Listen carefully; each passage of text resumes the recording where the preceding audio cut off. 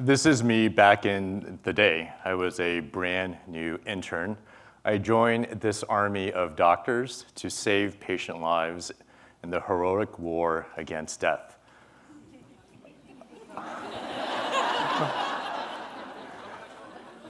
But during my third week of internship, I sustained my first casualty. I was assigned to a small hospital in central Pennsylvania, and I was on inpatient medical service. During a 24-hour on-call shift, I got a call from the nurse in the middle of the night. Because it's my third week after medical school, I panicked. My patient was having difficulty breathing. We put a high-flow oxygen mask on my patient, but he became increasingly agitated, lethargic, and I was terrified. We could not get enough oxygen into his lungs. After a failed intubation and a surgical airway, he died before dawn. And after I rounded with my medical team in the morning, I retreated to a hospital bathroom and I cried. I thought I made a terrible mistake becoming a physician, but I compartmentalized my emotions and carried on. This line is from the novel, The House of God. It shows the absurdity of life in hospitals. It is the book that many of us read as medical students or residents. The novel, The House of God, shows us the brutality of medical training. As a resident, I went to go out and take on more patients, and many of my patients died during residency, but I don't ever remember crying again. Maybe I was just too emotionally or physically exhausted. Maybe I was becoming less human. As humans, death unites us. It is the common denominator. In our society, we have designed the dying experience. Doctors are the principal architects for the medicalization of death and dying in America. Doctors in the past century have become the experts on death. We orchestrate dying as a series of medical events: symptoms, diagnosis, treatment, admission to the hospital, discharge, rinse, and repeat. Doctors try to extend life at all costs through technology. We value the quantity of life over the quality of it. Even though we are the architects of the dying experience, most of us have little to no training on what it means to die well. The expertise on end-of-life care is siloed to a handful of specialists in the palliative care community. But why can't palliative medicine just be called medicine? Why can't every doctor, from the orthopedic surgeon to the emergency medicine physician, be comfortable talking about end-of-life issues with their patients? What does it look like to view death and dying as a design challenge rather than just a medical one? We might ask questions like these. How might we demedicalize death? How might we change the narrative around death and dying? How might we shift death expertise away from physicians? I believe that design can help us to address these challenges. Design can humanize death and dying. At my medical school in Philadelphia, we used design thinking to apply creativity in medicine. We were the first program in the medical school to start teaching medical students how to apply design thinking in healthcare. We define design thinking as an approach to generating ideas and solutions that serve human needs. Design thinking makes the creative process less opaque. It helps us to rewrite the rules of business as usual. And I want to emphasize that design thinking isn't just for designers. Any one of us can take part. These are the design principles that we apply to our health design thinking program at our medical school. We teach future doctors to think like designers and to apply these principles to healthcare. We want the experience of healthcare to be humanized for both patients and physicians. Anyone working in healthcare knows that it can be a very toxic environment. For example, In hospitals, we use a secret language. In the emergency room, you might hear a phrase like this one. It refers to being efficient to diagnosing and discharging patients as fast as possible. I am guilty of using this derogatory phrase, and I am guilty of labeling my patients with phrases like these. Working in the meat grinder of the hospital is hard.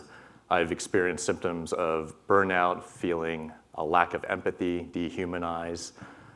Burnout is an epidemic in American medicine, and everyone loses, especially patients, because burned out doctors will deliver burnout care. When you experience burnout, empathy goes down the drain. Empathy is a core principle of design thinking.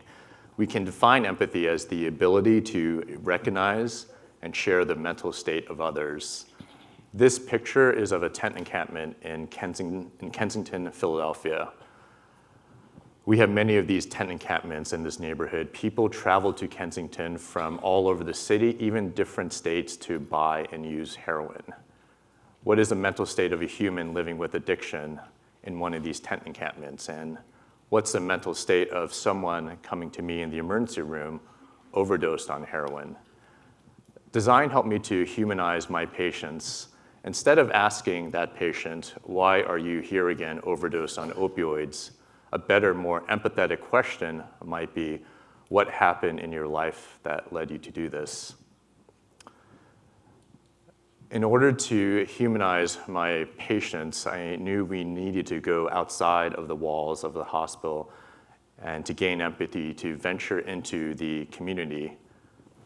We formed a team of a dozen architects, designers, medical and undergraduate students to launch a program called Collab Philadelphia.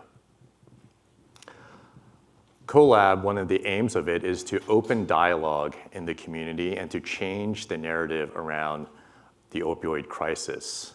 Stigmatizing attitudes towards people struggling with addiction has stifled public health efforts to end this crisis. And the strategy for this epidemic is really to overcome stigma.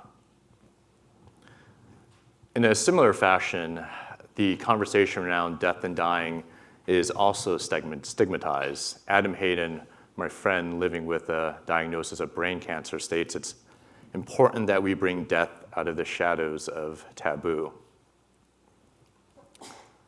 Last summer, we held a design thinking workshop on reimagining death and dying. A design workshop is a structured series of activities that really prompt people to think creatively, share ideas, and to make those ideas concrete through simple prototypes. We had over 40 people come to this workshop. We were surprised by the diversity of participants and how engaged they were with this topic. Participants share their own beliefs and experiences around death and dying.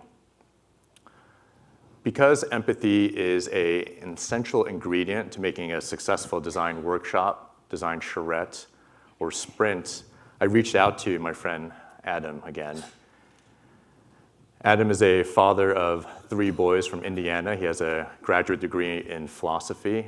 He found out that he had glioblastoma, a highly aggressive brain cancer, at age 35. Adam recorded with his iPhone a 5-minute video on his thoughts on death and how this diagnosis has impacted his life. We shared Adam's video with workshop participants. To get us comfortable with discussing our own mortality, we had participants write an imaginary obituary for the New York Times. And then we led a brainstorming exercise on the problems around death and dying in America. We were surprised and impressed by the rich diversity of cultural perspectives around dying. The invitation to make simple prototypes resulted in ideas that range from a child-friendly curriculum that could teach kids about the cycle of life and death, and developing new cultural traditions around death and dying. We live in a death-denying culture. It's so hard to have a conversation about it. but through a design workshop, we were able to bring 40 strangers together and think about how we can redesign death and dying. This is my son, Nolan. He's kind of cute. When Nolan was 3.5 years old, we shared a traumatic experience. Death nearly met me as a father of a young son. As a physician, I've taken care of many patients who have died, but I didn't think death would ever try to visit me personally, as though my doctor's white coat were a force field protecting me from it. On a hot summer day where our family was having lunch at a friend's backyard, and in my peripheral vision, I saw something at the bottom of the swimming pool. It was Nolan. I dove in, brought him out. His lips and skin were mottled blue from oxygen deprivation, like the patient I took care of during my intern year. And I began the familiar steps of resuscitation, except this time the patient was my son. Fortunately, Nolan was only submerged for a brief moment of time, and he recovered without any harm. He is 10 years old now, and he vividly remembers this near-drowning experience. He's a funny guy. He jokes about it. Last month, he said, "Hey, Dad, I want to tell you this about that experience."